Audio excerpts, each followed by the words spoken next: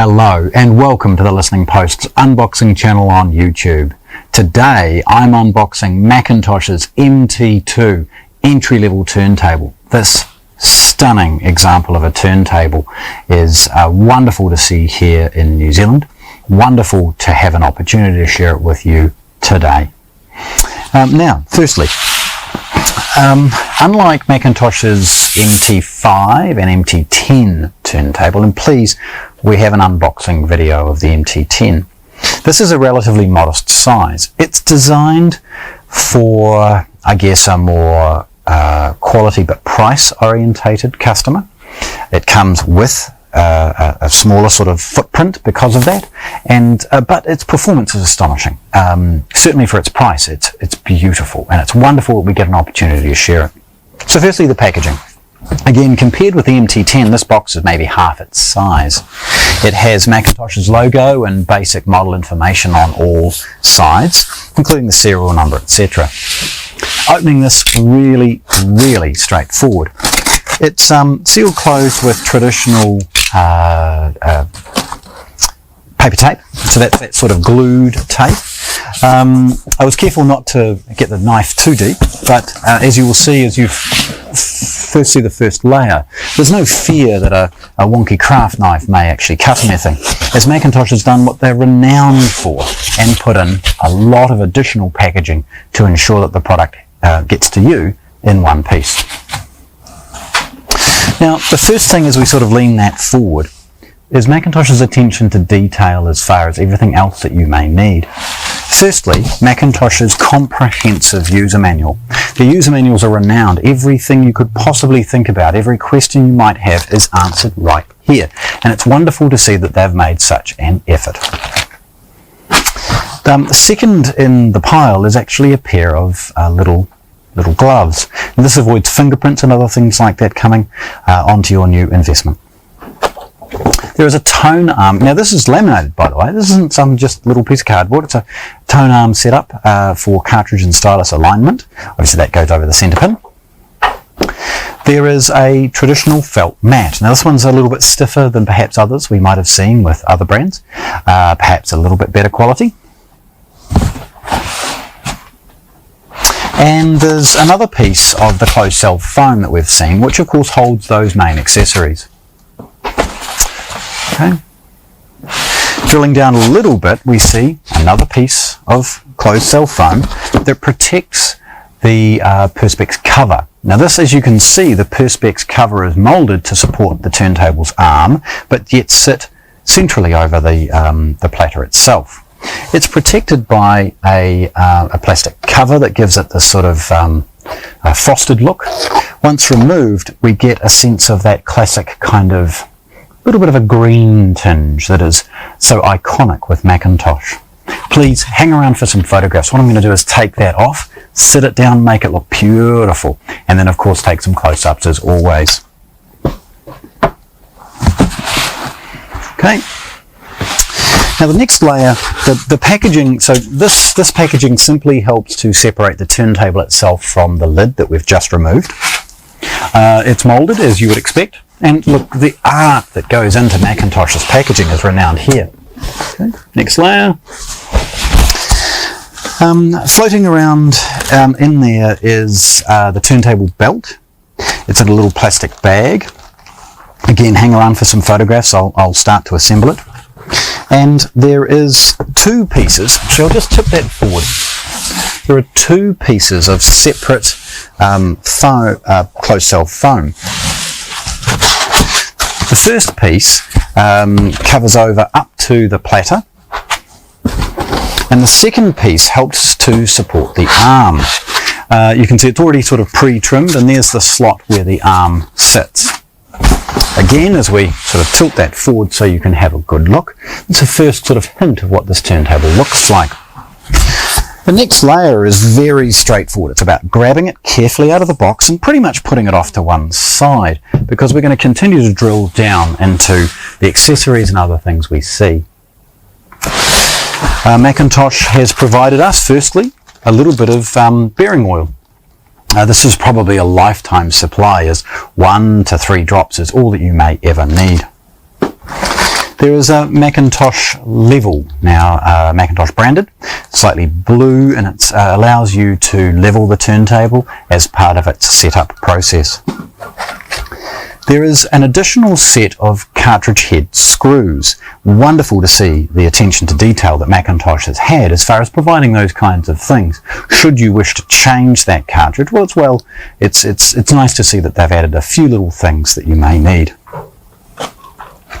As we start to drill in, we see even more little accessories. So here we've got a basic stylus force gauge. Now this is very basic, and I guess if you're going to take things to the next level, invest in a digital gauge or something else that could give you more accurate readings, but the setup is relatively simple.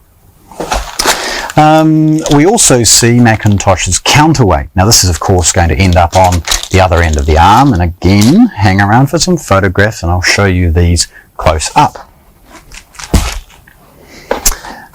We see a earth wire. Now of course that's important for any time you may connect this to an amplifier.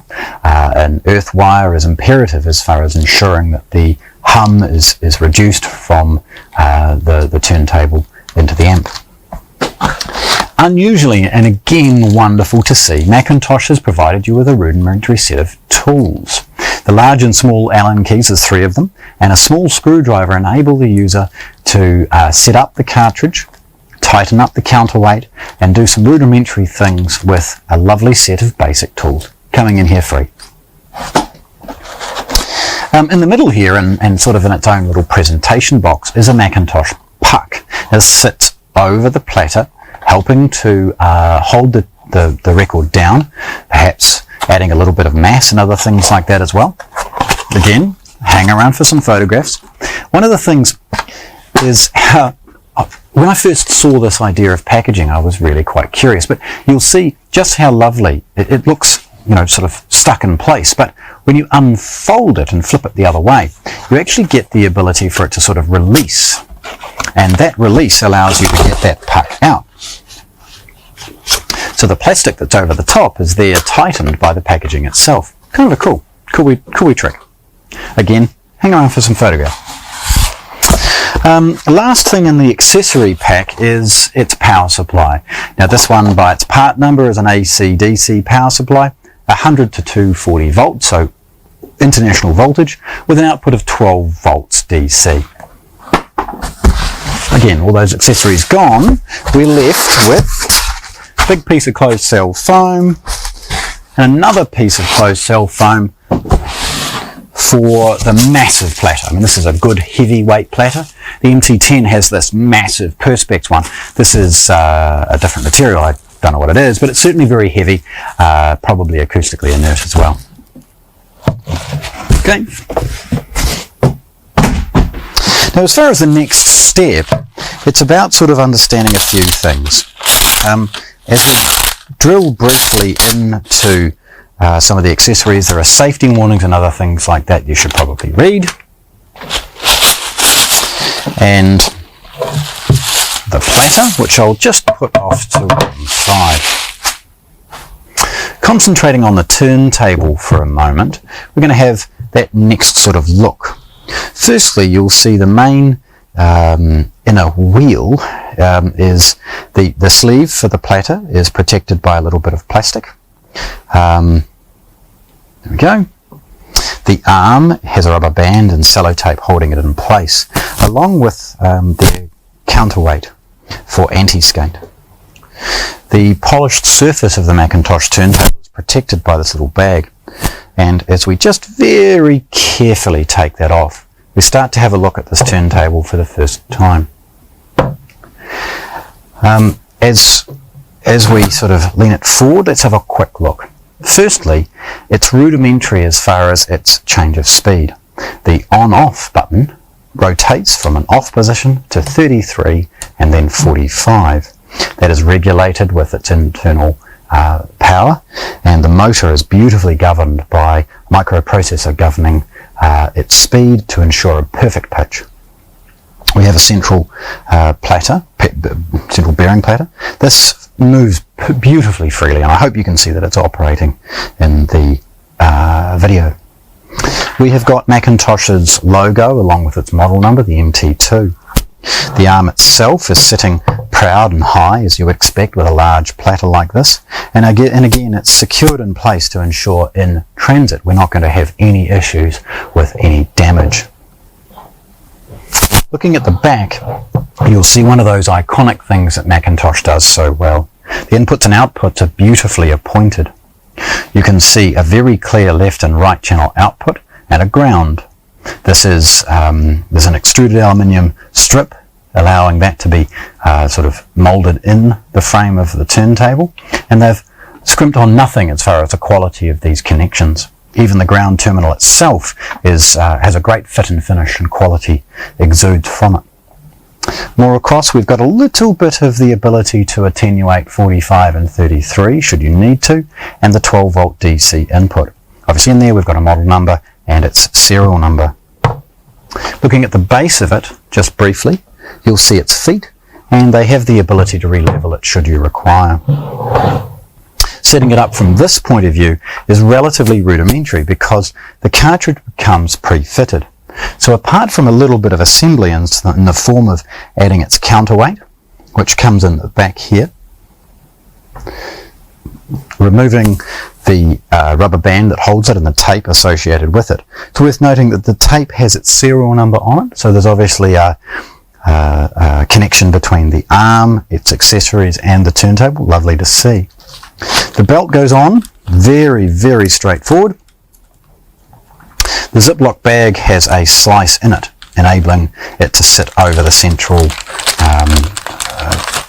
pin, and the belt itself is rectangular, very easy to fit as you would expect, straight over the middle pulley and down over the motor.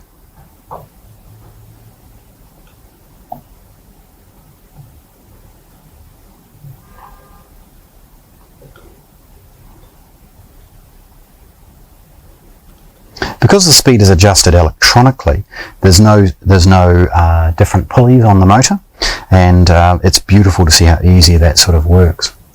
The platter, again, very heavy, slides in place easily. The felt mat would probably become optional at this point because of the quality of the platter, but please use it. And then McIntosh's puck sits centrally like that. So there we have it. McIntosh's beautiful entry-level turntable, the MT2, unboxed here at the Listening Post in Christchurch, New Zealand. Thanks for watching. If you want to see more, subscribe to our channel.